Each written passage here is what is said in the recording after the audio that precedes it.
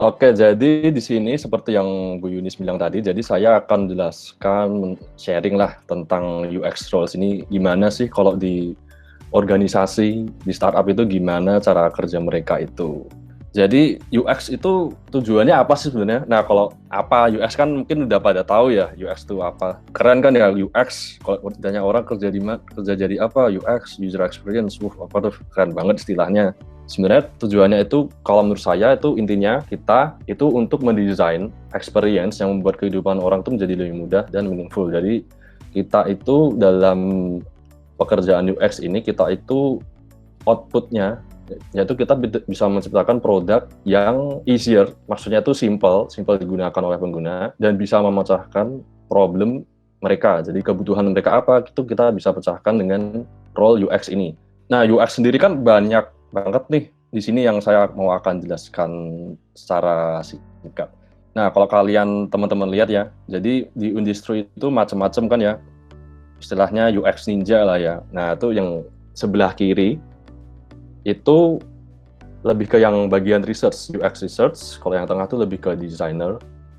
Lalu yang kanan itu lebih ke role UX yang lainnya. Di sini gimana sih cara kerjanya mereka tuh sebenarnya tuh di bagian mana kerjanya, itu di mana. Nah, ini saya pakai dengan mengacu 6 phase di design thinking ya. Jadi ada empathize, define, ideate, prototype, test, dan implement. Nah, biasanya design thinking ini mungkin cuma 5 nih, empathize sampai test ya. Nah, biasanya ada satu yang terlupakan nih, implement. Jadi, kalau kita udah test, desain, dan lain, tapi kalau nggak diimplement, kalau nggak dipakai oleh user, itu kan juga nggak ada gunanya kan kita buat sesuatu, tapi akhirnya nggak dipakai. Jadi, ada 6 phase di design thinking ini. Kalau detailnya gimana dari proses di design thinking tadi, nah ini saya akan jelaskan ya. Jadi pertama ini kan ada fase empathize.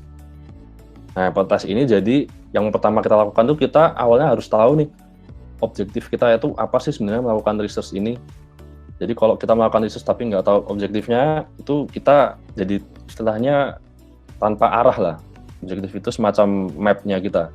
Kita research-nya tuh mau fokus kemana kita nggak tahu. Nah, terus kita pilih metodenya apa sih yang cocok untuk menjawabnya. Jadi nggak semua metode itu cocok untuk satu objektif. Bisa juga di satu objektif ini bisa juga kita nggak cuma pakai satu metode tapi bisa multiple method juga bisa. Nah, tools-nya apa aja sih biasanya? Nah, kalau remote UT, terus 5-second test, concept validation, dan preference testing itu ada macam-macam. Nah, kita tuh biasanya pakainya Maze ya. Jadi Maze ini tools yang cukup powerful lah untuk hal-hal ini. Jadi mereka tuh bisa melakukan berbagai macam